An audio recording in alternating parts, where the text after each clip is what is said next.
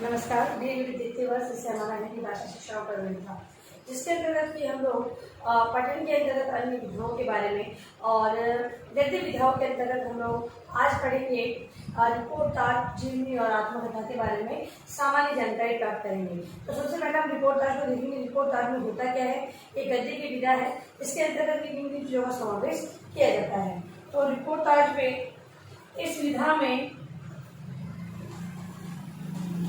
Report तार्थ इस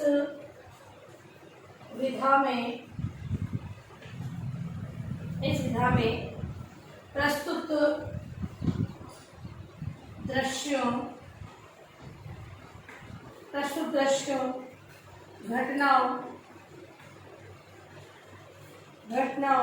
समारोह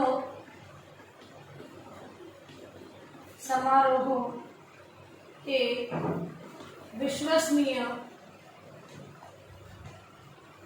विश्वसनीय वर्णन से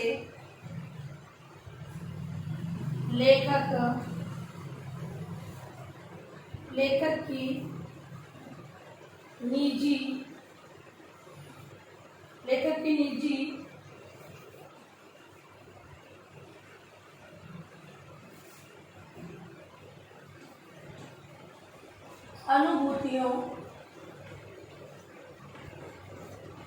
की निजी अनुभूतियों एवं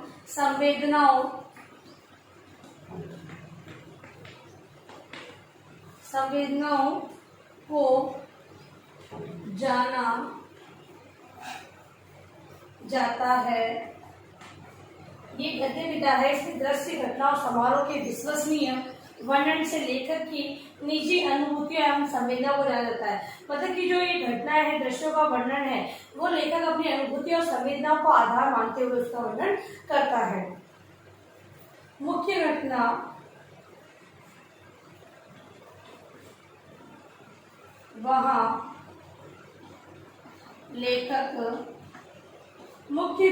वहाँ लेखक के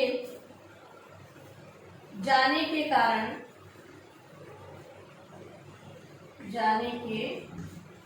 कारण लेखक की बदलती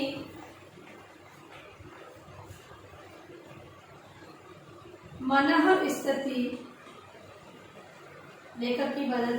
स्थिति, उसके भावों, विचारों व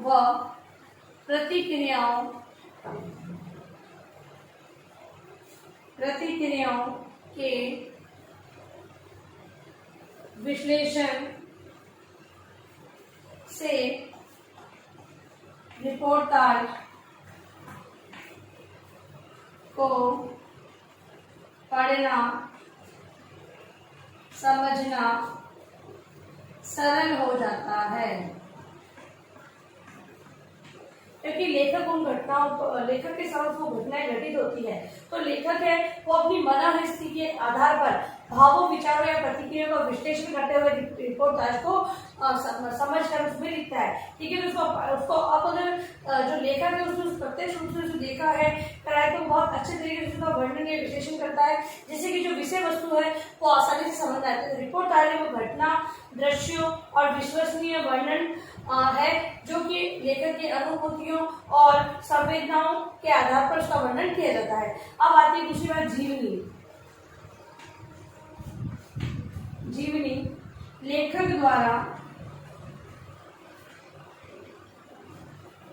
चरित्र नायक, जिसके जीवन चरित्र के बारे में वर्णन किया गया है, तो लेखक द्वारा चरित्र नायक के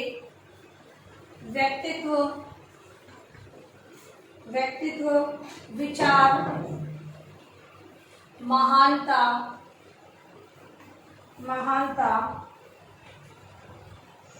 जीवन मूल्य, सूझबूझ,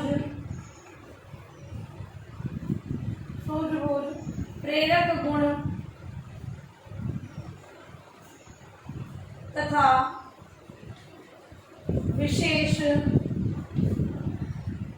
परिस्थितियों तथा विशेष परिस्थितियों में किए गए व्यवहार का प्रदर्शन जीवनी में किया जाता है।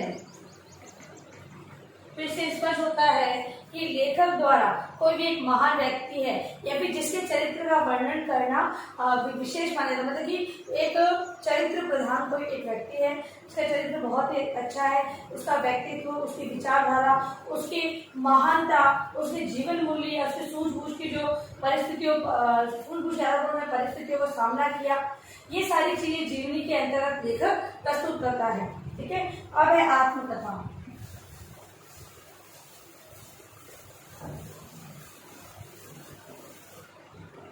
आत्मकथा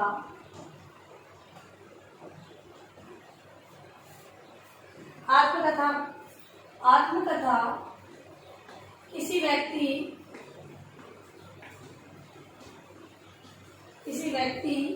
की अपनी जीवन कथा होती है।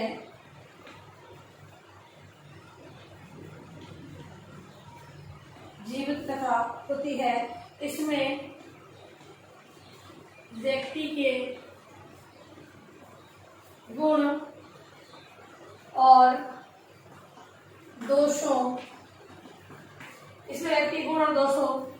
दोनों का जिक्र किया जाता है। ठीक है, तो आत्मकथा है, अगर कोई आत्मकथा है तो उसमें व्यक्ति के जीवन के गुण और दोष दोनों का वर्णन किया जाता है। कि कोई भी आत्मकथा ऐसी नहीं हो सकती उसके अंतर्गत केवल गुणों का वर्णन किया जाए, क्योंकि आत्मकथा मतलब कि उसकी अपनी स्वयं की कथा।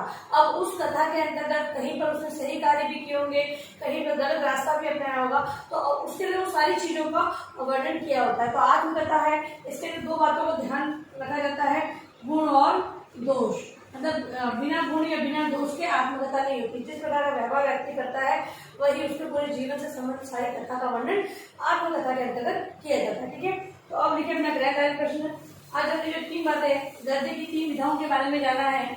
जो गद्य विधा है, गद्य के अंतर्गत जो रिपोर्टार, जीवनी और आत्मकथा के बारे में हमने आज जानकारी प्राप्त की है, उसी को गृह कार्य प्रश्न के रूप में आप लोग लिखे अपना प्रश्न। रिपोर्टाज, जीवनी एवं आत्मकथा का वर्णन अपने शब्दों में करो। ठीक है, ये आपका गृह कार्य प्रश्न जिस अनिवार्य रूप से आपको अपने उत्तर पुस्तिका में लिखना है। और अंत में इस महामारी के दौरान कम से कम आवश्यक कार्य होने पर बाहर निकले। बाहर निकलते 3 बातों का विशेष ध्यान रखें, मास्क लगाएं, सोशल डिस्टेंस बनाएं और हाथों को वापस सैनिटाइज करते हैं। सुरक्षित रहें, सभी ध्यान रखें। धन्यवाद।